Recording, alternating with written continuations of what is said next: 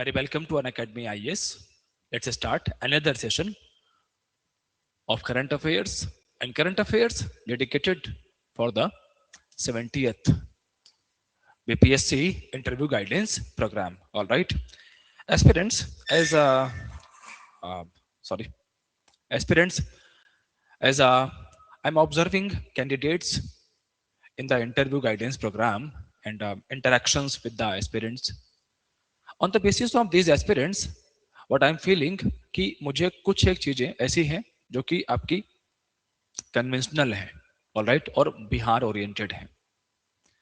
अब अगर एस्पिरेंट्स को वो भी नहीं पता होगा या वहां पर भी फंडामेंटल्स नहीं पता होंगे तो ये बहुत एक रॉन्ग इंप्रेशन देता है पैनल के ऊपर में, इंटरव्यू बोर्ड के ऊपर में. ऑलराइट, तो करंट अफेयर्स तो रहेंगे ही रहेंगे. इसके अलावा नेशनल न्यूज भी हम लोग लगातार वॉच आउट कर रहे हैं, देख रहे हैं. तो आप लोगों से बातचीत करते हुए जो बच्चे इंटरव्यू गाइडेंस प्रोग्राम में पार्टिसिपेट कर रहे हैं, ठीक है, और अच्छे स्टूडेंट्स, फाइन, मैंने थोड़े से मॉडिफिकेशंस किए हैं. नंबर एक, सेशन का ड्यूरेशन थोड़ा सा बढ़ाया है सो दैट थोड़े टॉपिक ज्यादा कवर हो और थोड़ा सा इन डेप्थ इन डिटेल बातचीत हो सके. ऑलराइट, सो दैट आपको हम लोग ये मान के चल रहे थे कि ठीक है बच्चे ने मेंस दिया है और इंटरव्यू में जाएंगे, तो हालांकि तो मुझे पता था, but I was like this कि एक बारी बच्चों को देखा जाए. तो 2-3 बार जो इंटरेक्शन हुआ 2-3 दिन लगातार, ठीक है, क्योंकि डेली तो क्लासेस होती हैं, तो ऐसे में I am not able to daily interact with the aspirants, but जितना भी टाइम मिलता है I interact with the aspirants. So उसमें जो फीडबैक्स हैं वो फीडबैक यही रहा कि current affairs, Bihar oriented things, international relations as well as conventional things, इनको एक जोड़ना चाहिए यहाँ पर सेशन में. तो I am trying to do this, बिल्कुल आप ही के लिए है. Get the benefited, get benefited. Alright, so let's begin our discussion. अपनी चर्चा, अपना डिस्कशन शुरू करते हैं. So aspirants, the first topic is largest battery based solar plant in Bihar. All right, what is the importance, what is this solar plant? All right, अगर आप यहाँ पर देखें, so this is India's largest battery based solar power plant. All right, और ये operational हो गया है, कहाँ पर है? लखीसराय के एरिया में है. All right, what is the importance क्या है इसका? Importance is this कि we all know very well energy is integral part of the development. All right, तो अगर बिहार को इंडस्ट्रियल ग्रोथ विटनेस करनी है, if Bihar wants to witness the industrial growth, right, so uninterrupted power supply is the primary need. And most of the time what we see, Bihar faces problems in the energy supply. And mostly the perception is this कि this is the energy deficient state, एक ऐसा state है जहां पर energy deficiency है.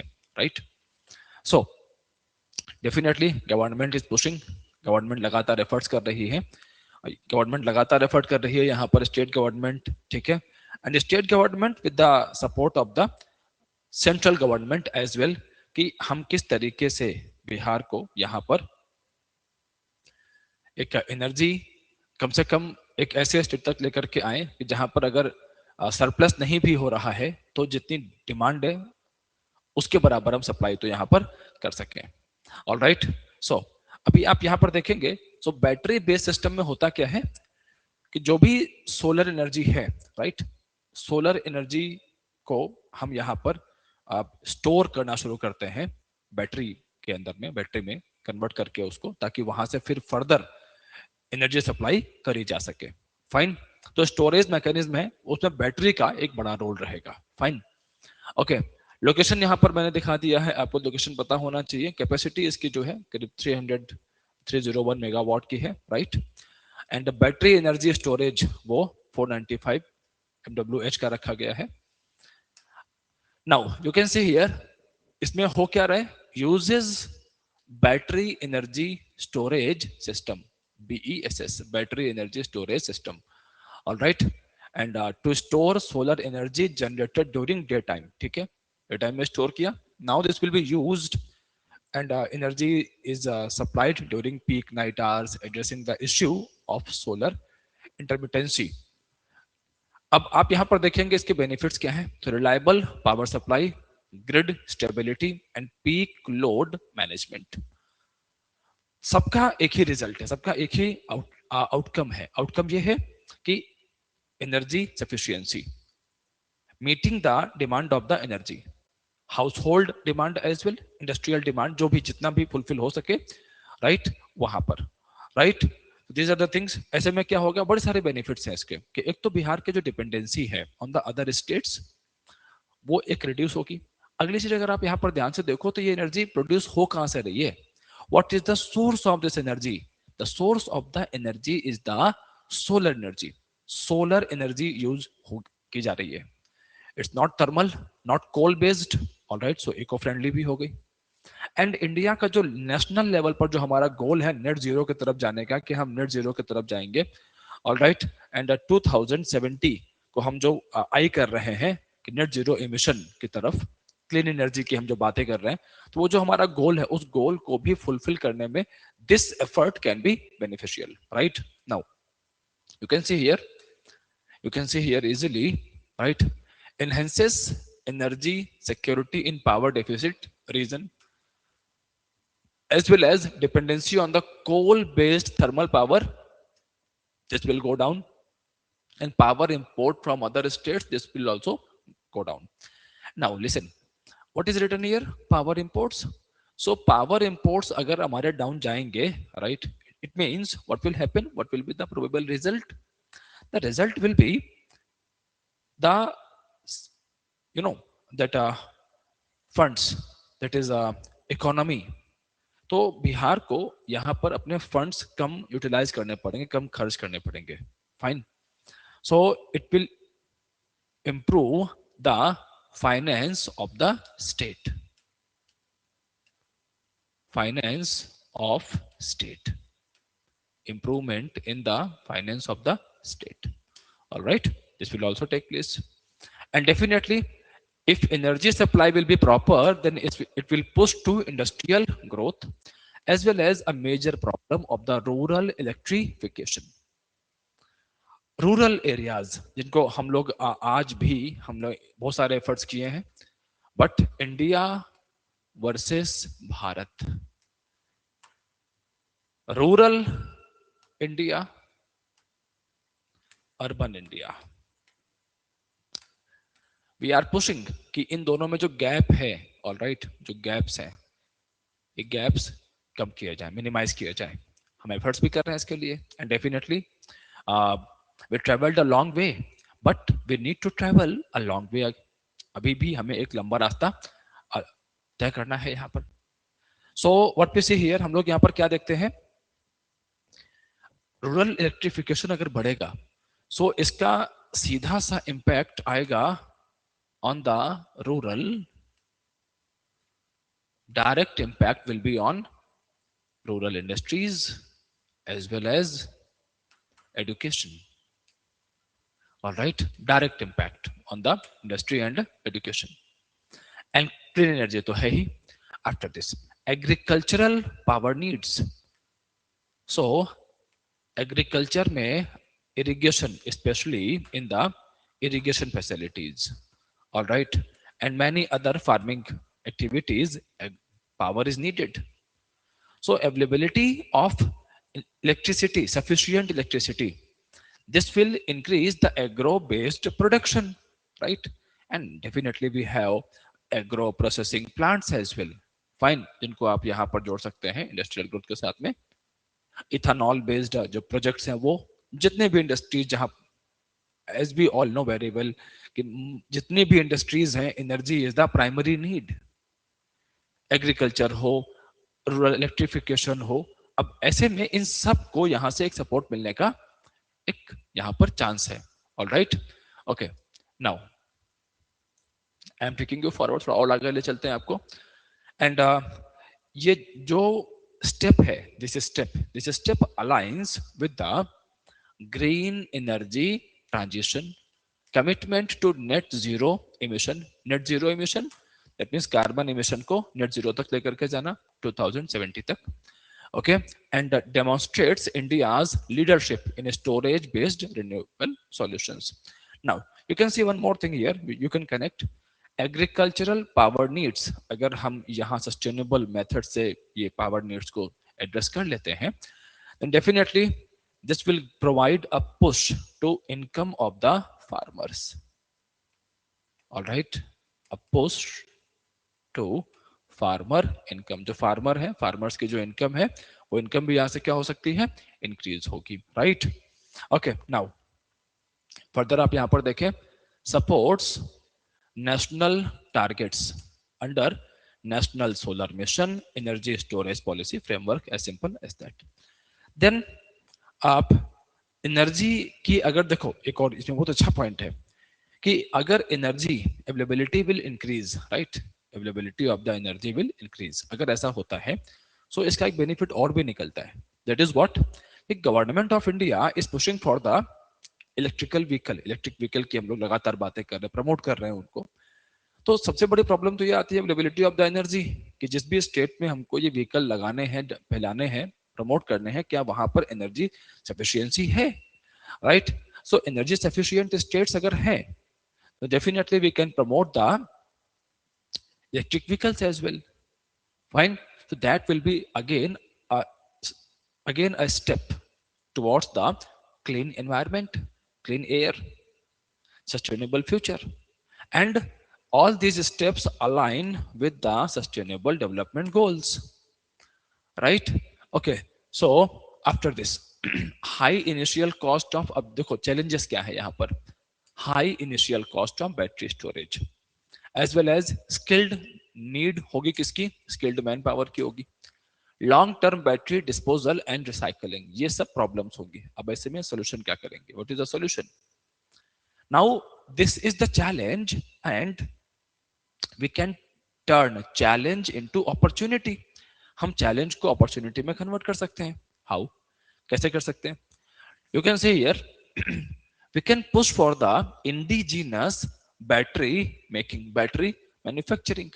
सो it will provide it will provide employment to many people. Push to indigenous manufacturing sector as well as आप यहाँ पर देखेंगे, so need for the skilled manpower. अब यहाँ पर भी हम लोग ITI के थ्रू से गवर्नमेंट भी अपस्किलिंग के लिए, government is also pushing for many multiple programmes upskilling के. and under these programs of upskilling, what we see here, generation of employment again. And जो वर्कर्स हैं जो यहाँ पर वर्क करेंगे, उनको एक्सपीरियंस भी बढ़ेगा, तो वो और भी जगहों पर इंडस्ट्रीज के अंदर में और जो ऑर्गेनाइज्ड इंडस्ट्री है वहां पर भी वर्क कर सकते हैं. और ये स्किल्ड लेबर है. इवन अगर हमारे पास स्किल्ड लेबर आता है एनर्जी सेक्टर के अंदर में, तो ढेरों कंट्रीज है, many countries, even Gulf region, Africa, right, हम वहां पर भी अपने इन वर्कर्स को, अपने इन स्किल्ड लेबर्स को वहां पर भी अपॉर्चुनिटीज दिला सकते हैं, उनको भेज सकते हैं वहां पर. एंड ऑब्वियसली ये पूरा साइकिल है, in return we can get remittances. Okay, so ये बहुत बड़ी चीजें हैं यहाँ पर जिसके बड़े सारे बेनिफिट्स हो सकते हैं. Then integrate with smart grid technology for the grid stability. Right. So these are the certain things we can address here, जिनको हम यहाँ पर एड्रेस कर सकते हैं. Fine. Now guys, after this I am taking you towards the next topic. Fine. Okay, see here the topic is K4 missiles. Okay, what is this K4 missile? K4 missile known as Kalam 4. All right, कई जगहों पर killer भी दिखेगा आपको, but Kalam 4 is the name, after the name of former president and scientist, a great scientist, APJ Abdul Kalam. Now please see here, recently India successfully test fired K4, that is the intermediate range. This is IRBM, submarine launched ballistic missile, which is known as SLBM. Known as SLBM, submarine launched ballistic missile, from the nuclear powered submarine, that is INS Arighat, in the Bay of Bengal. Right? इसको यहाँ से launch किया गया है. And actually, with this, India is about to complete the nuclear triad. All right, what we call this? Nuclear triad. Guys, when we talk about nuclear triad, it means capability of a nation to launch nuclear weapon from land, air, and water. Suppose in any case land and air facilities are neutralized, तो हमारे पास में water भी है कि वहां से भी हम न्यूक्लियर वेपन को लॉन्च कर सकते हैं अपना। ऑलराइट, इधर अगर वाटर और एयर न्यूट्रलाइज हो गया तो यहां से कर सकते हैं। ऑलराइट, अगर मान लीजिए कि आप न्यूट्रलाइज कर दिया लैंड एंड वाटर तो एयर से हो सकता है। अब समझो इस बात को। हाँ, अब आप सोच सकते हैं कि तीनों कर दिया तो वर्स्ट केस हो गया ना वो तो। ऑलराइट, तो कोई भी कंट्री इतना वेट तो नहीं करेगा कि अगर हमें न्यूक्लियर वॉर में जाना है। इसका मतलब है कि वॉर बहुत हाई इंटेंसिटी होगा, बड़े हाई स्टेक्स होंगे उसके अंदर में, as simple as that. Fine, तो अगर तीनों हैं हमारे पास में तो हाँ ये क्वेश्चन देता है हमको। Now let's examine the features of the K4। K4 strike range is 3500 kilometres. Alright, बाकी लेंथ, विड्थ, हाइट, वेट ये सब करने का जरूरत नहीं रहेगा बहुत ज्यादा आपको, बट डिस्टेंस फिर भी आप यहाँ पर देखेंगे बिकॉज हमने पास में देखा है एग्जाम्स में ये कुछ चीजें पूछ ली जाती हैं। तो ऑन एन एवरेज एक आइडिया रहेगा 3000 प्लस 3500 के आसपास का है, ठीक है। Okay, the engine is solid fuelled, cold launch method use होता है। क्या होता है बताऊंगा भी आगे आपको। And this is developed by DRDO, defence research and development organisation. DRDO developed this missile. Okay, now this missile is difficult to be tracked and destroyed by any anti-ballistic weapon. So this is another feature of this missile. This missile, all right, difficult मतलब ऐसा नहीं है कि हो नहीं सकता, but difficult है इसको ट्रैक करना, डिस्ट्रॉय करना एंटी बैलिस्टिक वेपन से। ओके, तो अबिट इसको हम लोग ऐसे कह सकते हैं कि a bit close to the stealth technology, right. Now kindly focus here aspirants about K4 missile, also known as कलाम 4। कलाम 4 भी कहते हैं इसको, न्यूक्लियर कैपेबल मिसाइल है। IRBM है, ध्यान रखना, SLBM भी है। SLBM, why SLBM? Submarine launched ballistic missile, please be mindful, submarine launched ballistic missile। all right, so this is SLBM, this is SLBM as well as IRBM। all right, DRDO ने develop किया है, ठीक है। Submarine जिससे launch किया गया है अभी बताया आपको, अरिहंत क्लास का SSBN है हमारा। all right, and each Arihant class submarine can carry 4 K4 missiles। Launch platform है under water launch from nuclear powered submarines. Nuclear powered submarines में आप ये समझो कि उनको, ऐसे सबमरीन्स को सालों तक वो समंदर के अंदर रह सकती हैं, सालों तक समंदर के अंदर रह सकती हैं, सरफेस पे आए बिना। Nuclear powered submarines, and we have developed many such submarines, right। Arihant class इसी के लिए जाना जाता है। नाउ आप, हमारी पहले बात हो गई 3500, all right, and payload up to 2 tons including nuclear warhead. Okay, and ये डेवलपमेंट है एक्चुअली, इसके पहले हमने डेवलप किया था K15 को। ऑल राइट, सो K15 हमारे पास पहले से थी, एंड K15 को डेवलप करके we have now launched in the name of K4। K15 को K4 के नाम से हमने लॉन्च किया। फाइन, नाउ आगे आप यहाँ पर देखिए कुछ और फीचर्स देखिए। ऑलराइट, सॉलिड फ्यूल, सारी बातें हो गई हमारी ये। ओके, नाउ सॉलिड फ्यूल की वजह से यहाँ पर कुछ बेनिफिट्स हैं हमको। क्या बेनिफिट्स हैं? Faster launch readiness and greater reliability, easy combustion process because of the solid fuel, right, and a cold launch capability। what happens under this cold launch capability? इसके अंदर में होता क्या है? what is the feature of this? listen, under this cold launch facility what we see here, just a while, जो submarine होगी, sorry जो missile होगी, missile will be ejected from the submarine first, submarine से पहले निकलेगी, and after this engine ignites. Fine, after engine ignites, after emerging from water, पानी से निकलने के बाद इसका इंजन स्टार्ट होता है। Fine.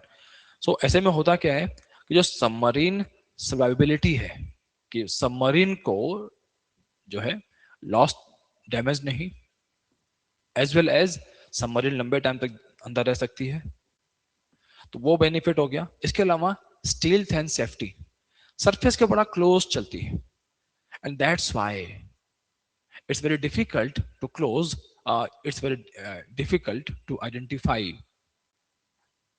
or discover the K4 missile, right? Okay, now you can see here guidance के लिए क्या है कि ट्रैक कैसे करती है, टारगेट तक पहुंचेगी कैसे, लॉन्च तो कर दिया आपने, सो टारगेट तक पहुंचने के लिए कैसे पहुंचेगी टारगेट तक, Advanced Inertial Navigation System, which is known as INS, Advanced Inertial Navigation System, INS. Fine. As well as INS is supported by the GPS as well as NAVIC, which is developed by India, India's indigenous navigation system. Fine. Okay. Further आप यहाँ पर देखें, so इससे benefit क्या है? Strategic importance, first of all, strengthening nuclear triad, as I already highlighted this, land, air and sea based launching facility. Second आप यहाँ पर देखें, second strike capability, ये मैंने बता दिया आपको। ओके, और इससे होता क्या है, ensures credible minimum deterrence. All right, then regional and global significance, enhances India's strategic reach in IOR, Indian Ocean region. Listen guys, अगर अथॉरिटी है, मिलिट्री कैपेबिलिटी है, right, so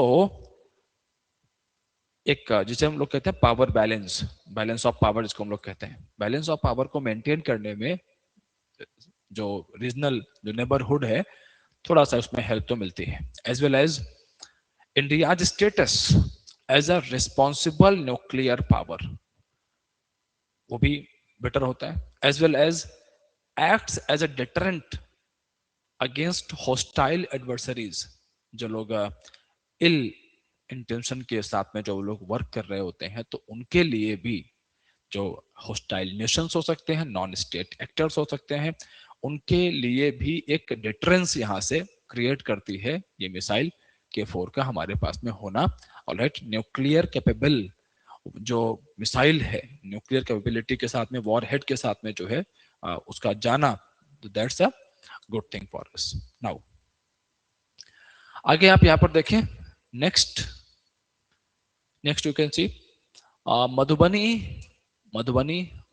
oblique Mithila painting, this is the part of the conventional thing. Madhubani देखो, if you are going to appear, look aspirants, if you are going to appear in the BPSC 70th BPSC interview, right, so definitely you must have knowledge about the Madhubani painting Mithila painting के बारे में information तो होनी चाहिए। So what is this painting about, ये painting है क्या, what is the theme, create कैसे करे जाते हैं, सब्जेक्ट्स क्या हैं, इंटरनेशनल कनेक्शंस क्या है, जीआई टैग है या नहीं है, फेमस पेंटर्स क्या है, this is the fundamental information. Alright, so I am going to throw some light over on this, and after this we'll discuss about another topic that is associated with Karbi Anglong. All right, हम बिहार में हैं, and Bihar से जो मुंगेर वगैरह के जो areas हैं, अभी सिविल डिफेंस डिस्ट्रिक्ट डिक्लेयर किए गए हैं।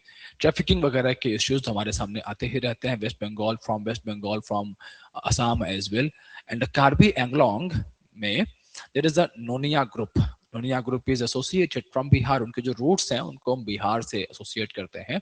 सो कार्बी एंगलोंग में कुछ इंसिडेंट्स हुए हैं जो कि नोनिया ग्रुप भी वहां पर जुड़ा हुआ है। फाइन, सो चलिए चलते हैं, इन्हीं इश्यूज को एड्रेस करते हैं और देखते हैं कि क्या क्या यहाँ पर हुआ है। So first of all Madhubani की बात करते हैं। देखो गाइज, मधुबनी पेंटिंग की हम लोग बात करते हैं तो लोकल लेवल पर जो फीमेल्स हैं बिहार के अंदर में, वो बहुत एक लंबे टाइम से मधुबनी पेंटिंग को प्रैक्टिस करती रही है। It's a kind of folk painting, Madhubani is the part of folk painting. And Madhubani Madhubani is GI tagged painting. So what I was telling you, see, Madhubani painting I was telling you GI tag, right? So GI tag है इनके पास में, और GI tag से benefit ये रहता है कि जो आउटरीच है, आउटरीच इंक्रीज होता है, ठीक है, आउटरीच इंक्रीज होती है, and as well as what happens, identification वो भी बेहतर होता है, एंड जो पेंटर्स हैं, painters get better recognition as well as livelihood के जो ऑप्शंस हैं वो भी इंक्रीज होते हैं. So these are the things associated here, जो कि जुड़ी हुई चीजें हैं यहाँ पर हमारे सामने आती हैं. फाइन. नाउ अब हम जब हिस्ट्री में जाते हैं तो what we see here, northern Bihar का पार्ट है, मिथिला रीजन, ठीक है, एंड राजा जनक के दरबार से इसको हम जोड़ करके देखते हैं. भगवान राम और माँ सीता की जो वेडिंग है वहां से इसका जो बर्थ है इस पेंटिंग स्टाइल का, यहाँ से जोड़ करके इसको हम देखते हैं. राइट. अब होती कहाँ पर है, सरफेस क्या है, तो बेसिकली दीवारों के ऊपर में, on the surface of the walls as well as the floors, फर्श के ऊपर में, ठीक है, यहाँ पर, और खास तौर पर जो मड प्लास्टर्ड है, जहां पर मिट्टी से जो है दीवारें बनाई गई हैं, फर्श बनाई गई है, वहां पर करते हैं. And on mud plastered houses, and specially wedding के टाइम पर, राइट, वेडिंग के टाइम पर, at the time of wedding, कोहबर घर यहाँ पर जो है बनाया जाता है. कोहबर आप यहाँ देख सकते हैं, कोहबर घर. ओके. सो वेडिंग के साथ में कनेक्शन होता है, वेडिंग हाउस के साथ में कनेक्शन होता है इसका, हाउसेस फॉर द वेडिंग्स, कोहबर घर. फेस्टिवल्स में भी बनाते हैं, रिचुअल्स हैं फेस्टिवल्स में, लाइक दशहरा हो गया, ओके, दीपावली हो गई, और भी ढेरों लोकल फेस्टिवल्स हो गया, छठ हो गया, तो वहां पर भी सब बनाया जाता है इनको. देन बेची रिचुअल्स, जो लोकल कस्टम्स हैं उसके टाइम पर उनको दिखाने के लिए mainly done by the women. मुख्य रूप से मेनली इसमें हम देखते हैं कि जो विमेन आर्टिशियंस हैं वो इन्वॉल्व है. एंड कास्ट अगर हम ग्रुप्स की बात करें तो Brahmin and Kayastha households, and बाद में तो बाकी भी ढेरों groups, Dalit, women and everyone engaged in this. Right. So आप मीडियम एंड टेक्निक क्या है इसका, सो टू डायमेंशनल फिगर्स हैं, टू डायमेंशनल है, नो एम्प्टी स्पेस छोड़ा नहीं जाता, एंड डबल आउटलाइंस का यूज करते हैं, नेचुरल कलर्स का यूज करते हैं, प्लांट से obtained plants, flowers, rice paste, okay, lamp black, cow dung base, इनका यूज किया जाता है यहाँ पे. Drawn with the twigs, fingers, bamboo sticks rather than formal brushes. Formal brushes का यूज नहीं करते हैं, तो ये बैम्बो स्टिक्स एंड फिंगर्स हैं, ऐसे इसको ड्रॉ किया जाता है, बनाया जाता है. Now you can C one such example of the Madhubani painting. Madhubani painting, आप अगर यहाँ पर देखें मधुबनी पेंटिंग को, तो मधुबनी पेंटिंग की फिलोसफी में एक बड़ी इंटरेस्टिंग चीज है, and that is what, dualism. What, dualism. Alright. Under this dualism what we see कि in most of the paintings, right, if sun is painted, so we see painting of the moon as well, night, day, male, female. All right. So this philosophy, this is the philosophy of the dualism, कि जो भी है उसका opposite भी आपको most of the time painting में देखने को मिल जाता है. Okay. And you can see here, आप यहाँ देखिए आराम से, please focus. So this is a philosophical core, living ritual tradition based on dualism and a holistic universe. Night, day, sun, moon, male, female together to show cosmic balance. All right. And symbols from Hindu religion, Buddha religion, Tantric tradition, and especially Buddhism and Tantric tradition. And under this, Vajrayana, Thunderbolt branch, Vajrayana branch, and Vajrayana branch. So Gautam Buddha is there, male god, and with Gautam Buddha we see a female god, that is Tara. All right. Okay. Even Sufi and folk elements भी हमें यहाँ पर देखने, समय देखो time के साथ साथ चीजें इवॉल्व होती हैं, तो जब मिडिवल टाइम फ्रेम आता है एंड भक्ति एंड सूफी मूवमेंट इमर्ज होते हैं, एंड बिहार एंड बंगाल का जो रीजन है यहाँ पर, in this region we also see the impact of the bhakti and Sufi tradition. Like Chaitanya Mahaprabhu को हम लोग देखते हैं बंगाल में, और वहाँ उनका इम्पैक्ट बिहार पर भी अच्छा रहता है। ऐसे ही we see many Sufi saints as well, fine, उनका भी इम्पैक्ट रहता है यहाँ पर। एंड एक इंटरेस्टिंग चीज यहाँ पर हमें और देखती है कि जो मधुबनी पेंटिंग है हमारी, वो स्पिरिचुअलिज्म को ज्यादा हाईलाइट करती है, स्पिरिचुअलिज्म को अच्छे से ज्यादा हाईलाइट कर रही होती है, रादर देन सेक्टेरियन आर्ट, कि कुछ खास एक फिगर्स हैं, कुछ उन्हीं को ड्रॉ किया जाए, कुछ एक खास डिजाइन से उन्हीं को बनाया जाएगा। It's not like this. So the outlook of the painting is global. And may be ये भी एक रीजन हो सकता है कि जापानीज बहुत अट्रैक्ट हुए इस पेंटिंग की तरफ, और बताऊंगा भी Madhubani painting, right, and Japan connection. Before this let me highlight the themes, all right, themes of the Madhubani painting. Kindly focus here, आप यहाँ देखें themes में। So themes from Ramayan, Krishna Leela, Shiva Parvati, Durga Lakshmi, Ganesh, painted to invite divine blessings, okay, as well as Kobar, that is marriage, central theme of, आप अगर हम marriage की बात करते हैं, जो मैरिज के टाइम पर जो पेंटिंग्स बनाई जाती है मधुबनी में, तो central theme of love, fertility, all right, bride groom, bamboo grapes, lotus, fishes, sun, moon etcetera, इनको हम यहाँ पर देखते हैं। नेचर एंड सोशल लाइफ में again sun, moon, trees, birds, animals, rural life etcetera, festivities, modern works, also social issues. Interestingly Madhubani में हम social issues and contemporary themes को भी देख लेते हैं, yes, and sometimes even political themes as well. That's why I said कि Madhubani painting is not limited to any subject. Madhubani theme का जो जो मधुबनी पेंटिंग का जो थीम है, that is global, world outlook के साथ में वो वर्क करती है, right. Okay, now taking you forward, आपको थोड़ा और आगे ले चलेंगे हम लोग यहाँ से। Then we have Mithila museum and Japanese patronage, right, kindly focus here. Japan is one of the strongest foreign centers of Madhubani appreciation, with long-term patronage since the 1980s and 90s. And there was a man, Tokyo Hasegawa. Tokyo Hasegawa. Okay, a Japanese musician and art lover. And he founded the Mithila Museum at Tokamachi, right, 1982, to collect, preserve, and exhibit Madhubani paintings. So, Japan में Tokyo Hasegawa, this man played a major role in the preservation of, promotion of Madhubani paintings, right? Okay, further you can see here aspirants, key painters, major painters associated with the Madhubani painting. So under the major painters, what we see, you can see here Jagdamba Devi. And अगर आप यहाँ पर देखो, इनका recognition आप देखो, तो आपको और समझ में आएगा कि how important they are. Jagdamba Devi. All right. So, among earliest recognized Madhubani artists linked with the Ranthi village. All right. And आप यहाँ देखें, first woman to receive national award for Madhubani painting 1970. Padma Shri भी आप देखें, Bihar State Award, Padma Shri, National Award to Sita Devi. All right. You can see here Ganga Devi. She is also Padma Shri. You can see Godavari Devi, Godavari Datta.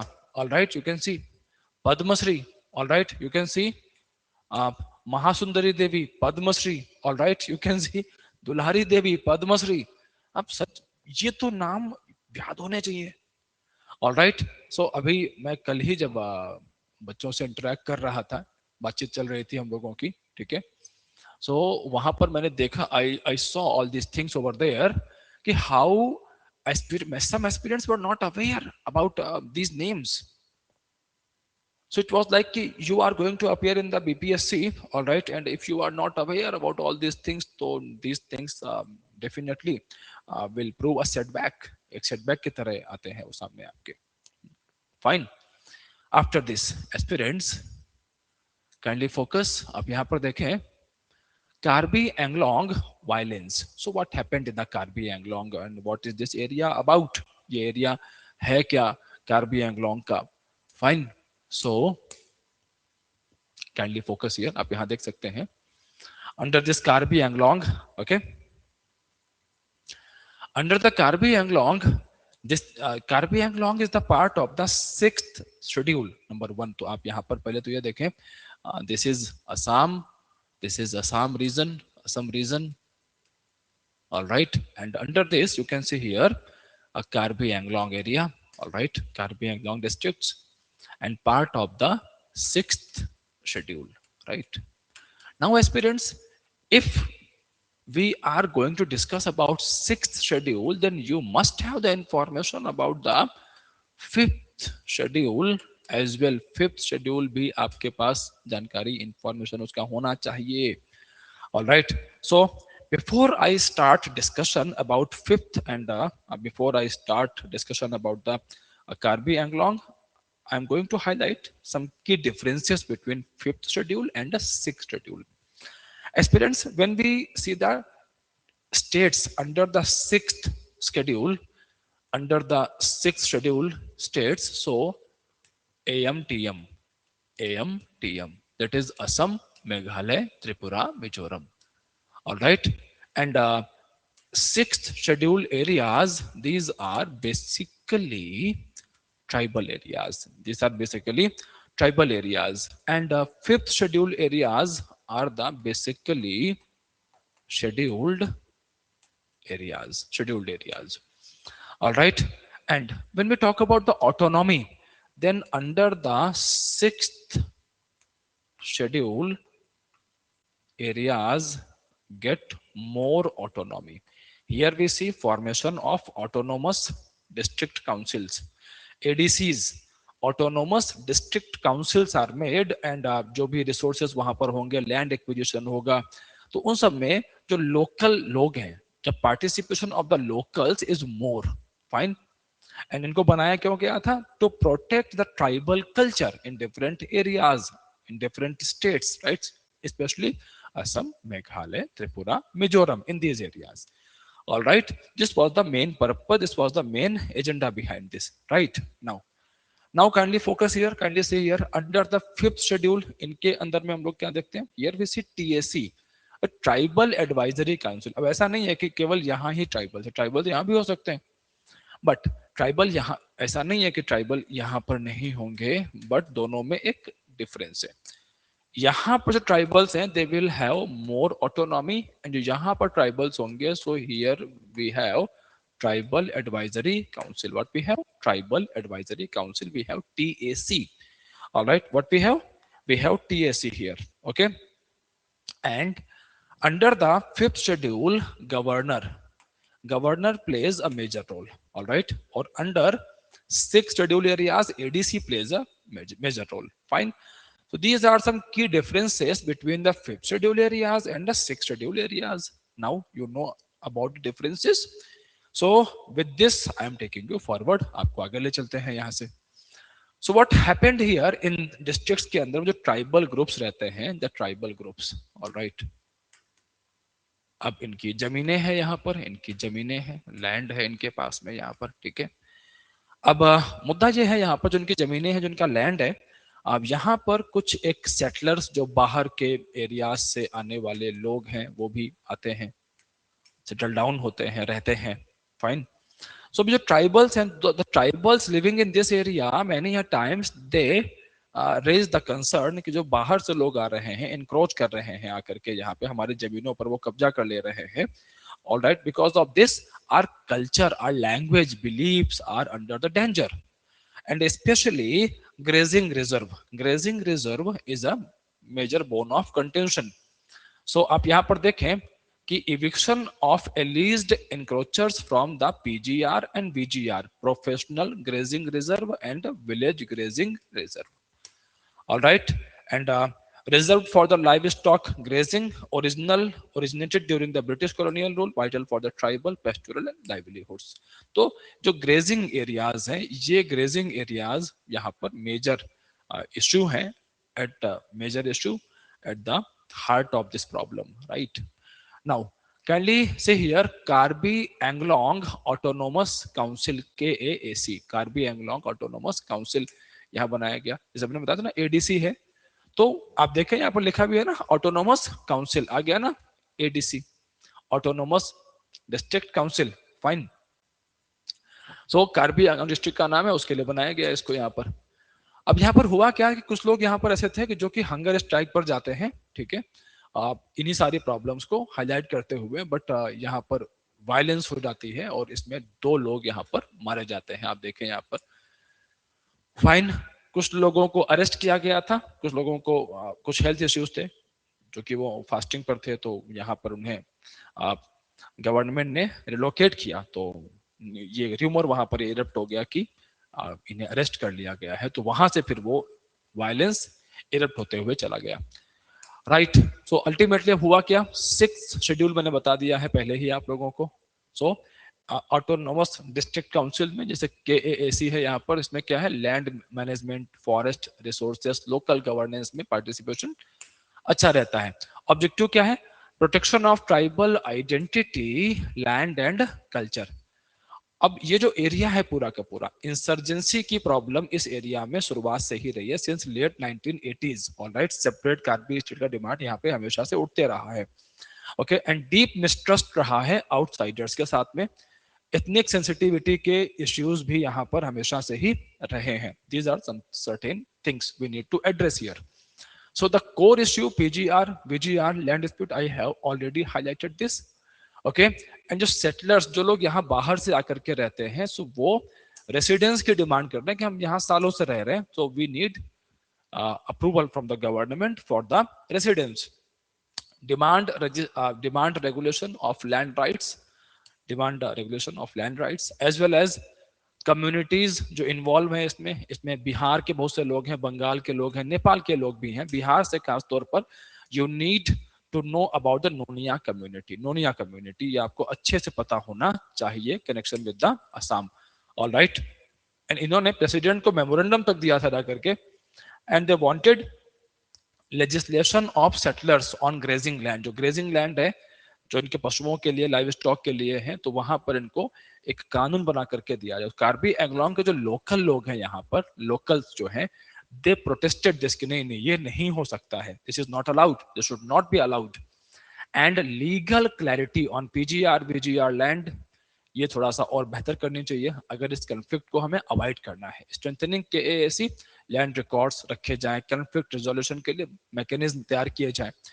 Time bound, क्योंकि कुछ मामले यहाँ पर court में भी हैं, सब जुडिस भी हैं, तो अब यहाँ पर ये भी प्रॉब्लम है कि जो लोकल हैं जो कह रहे हैं कि जो सेटलर्स हैं बाहर से आए हैं इनको हटा दो, बट कुछ इश्यूज, सम PILs आर सब जुडिस, कोर्ट के सामने में है वो, तो अब वहां पर डिसीजन कैसे लिए जाए, दिस इज अनदर प्रॉब्लम। तो dialogue based governance, tribal groups, settlers, state authorities, अगर बात करेंगे ट्राइबल ग्रुप्स जो बाहर से लोग हैं, सेटलर्स हैं, और अथॉरिटीज, तो जो यहाँ पर एक डेफिसिट ऑफ ट्रस्ट है दैट कैन बी ब्रिज्ड, उसे ब्रिज किया जा सकता है। rehabilitation and relocation policy for long settled non-tribals, as well as early warning systems and community policing to prevent violence। ठीक है, इस तरीके से हम कार्बी एंगलोंग का जो मुद्दा है इसको सॉल्व कर सकते हैं। अब देखो, कार्बी एंगलोंग बिहार के लिए मैंने कनेक्शन बताया, द बिहार कनेक्शन। एक और चीज है यहाँ पर बच्चे कि आप अगर ये नॉर्थ ईस्ट का हमारा जो एरिया है, अगर वहां पे कुछ भी इनस्टेबिलिटी होती है, कुछ भी ऐसी चीजें होती हैं, ठीक है, तो उसका इम्पैक्ट जो आसपास के स्टेट्स हैं वहां पर भी पड़ना शुरू होता है, which is not good for the nation stability. Right, फिर नेपाल से बॉर्डर हमारा शेयर होता ही है, नेपाल का भी इशू हमने देखा यहाँ पर कि बिहार, बंगाल और नेपाल का इशू कनेक्टेड है सारा का सारा। राइट, सो फिर अगर नेपाल के साथ में कुछ प्रॉब्लम होता है तो बिहार में हम एक बड़ा बॉर्डर नेपाल के साथ में शेयर कर रहे हैं। सो ऐसे में डेफिनेटली कुछ स्टेट रिलेटेड इश्यूज भी हमारे सामने उभर करके यहाँ पर आ सकते हैं। Okay guys, so I believe this is it for this session. Fine, and आप इसको देखें, रिवाइज करें अच्छे से, and attend the mock interviews organized by the Unacademy IS. All right, you can connect with us. You have this contact number on your screen. This is the contact number on your screen. All right, you can connect with us. आप connect कर सकते हैं, either you can reach out to JV Mall, second floor, Boring Road, Chauraha, Patna. All right, and get benefited with us. Together we can definitely, let's crack it. Thank you.